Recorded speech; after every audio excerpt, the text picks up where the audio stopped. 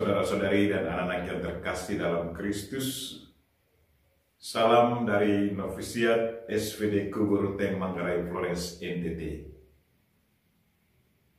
Saya Pastor Freddy Jahadin SVD.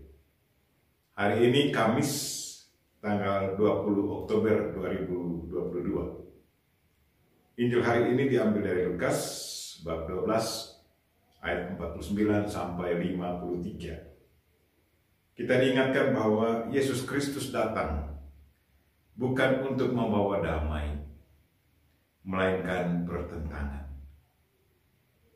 Sebelum kita mendengarkan firman Tuhan dan merenungkannya, mari kita berdoa memohon penerangan Roh Kudus. Dalam nama Bapa dan Putra dan Roh Kudus. Amin.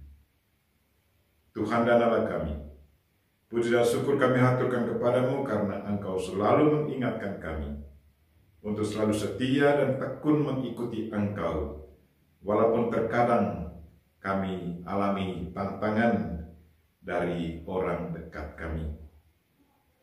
Tuhan, bantulah kami agar apapun tantangan yang kami hadapi, kami tetap setia kepadamu dan selalu tekun mengikuti ajaran-Mu.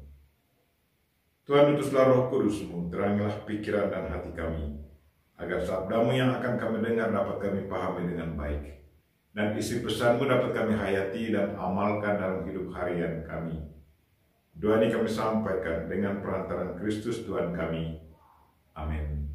Tuhan bersamamu dan bersama roh-Mu. Inilah Injil Yesus Kristus menurut Lukas. Dimuliakanlah Tuhan.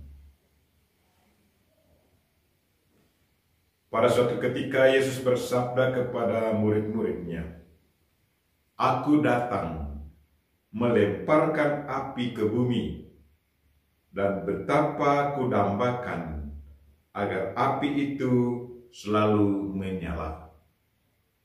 Aku harus menerima baptisan, dan betapa susah hatiku sebelum hal itu berlangsung. Kalian sangka aku datang membawa damai ke bumi?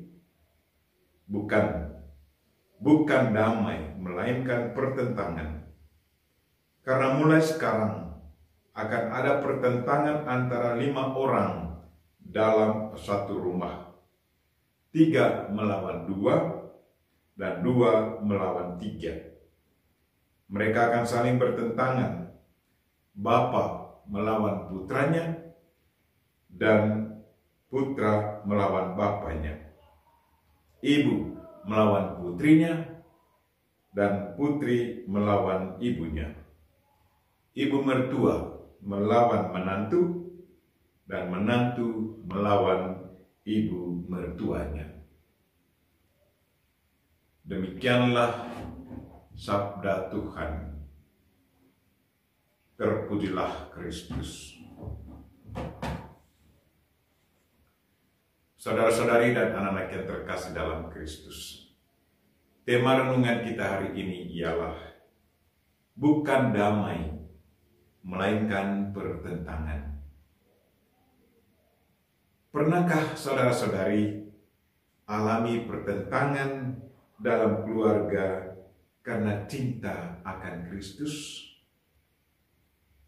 Pernyataan Kristus hari ini sudah menjadi kenyataan dalam hidup banyak orang yang sangat mencintai Yesus Kristus. Berikut saya sharingkan satu kisah nyata seorang ibu, sebut saja namanya Gladi. Gladi anak sulung dari satu keluarga yang bukan Kristen. Sewaktu menderita sakit, Gladi disembuhkan secara ajaib sesudah didoakan oleh seorang ibu Kristen. Mulai waktu itu, Gladi belajar tentang Yesus Kristus.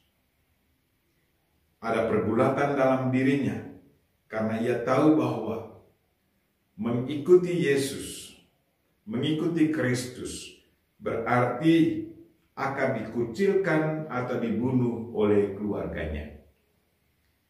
Gladi dari hari ke hari sangat merasakan kuasa Yesus Kristus dalam hidupnya. Ia sendiri menjumpai Yesus Kristus dalam penampakannya. Pada suatu hari, ibu kandungnya sambil menunjukkan pisau tajam kepadanya berkata, "Saya amati engkau sangat berubah. Apakah engkau sudah menjadi pengikut Kristus? Engkau tidak boleh mencoreng muka keluarga. Lebih baik engkau atau aku yang harus mati." Sewaktu ibunya mengangkat pisau mau menikam Gladi, ibu jatuh pingsan. Pada waktu itulah Gladi keluar dari rumahnya. Tetapi saudara-saudaranya tetap mencari dia. Pada suatu hari mereka bertemu. Mereka mengundang Gladi untuk makan di restoran. Sebelum ke restoran, Gladi melihat apa yang akan terjadi.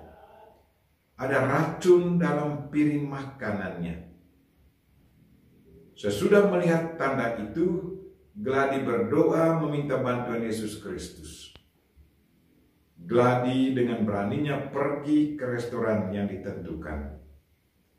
Pada waktu makan, saudara-saudaranya mengajak dia makan apa yang sudah disiapkan.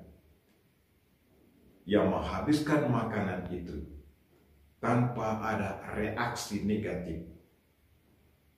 Mujizat terjadi. Racun tidak mematikan Gladi. Saudara-saudari dan anak-anak yang terkasih dalam Kristus, apa yang dikatakan oleh Yesus Kristus dalam Injilnya hari ini sungguh sudah dan tetap terjadi dari zaman ke zaman. Bahwa ia datang bukan membawa perdamaian, melainkan pertentangan. Sewaktu datang ke dunia, Yesus ditolak. Herodes siap menyusun strategi mau membunuhnya. Herodes tidak mau ditantang oleh siapa-siapa. Sewaktu Yesus mulai mengajar, orang dari golongan atas termasuk pemimpin agama Yahudi, orang Farisi dan ahli-ahli Taurat menolak ajaran Yesus. Bangsanya sendiri bersekongkol membunuhnya, menyalibkannya.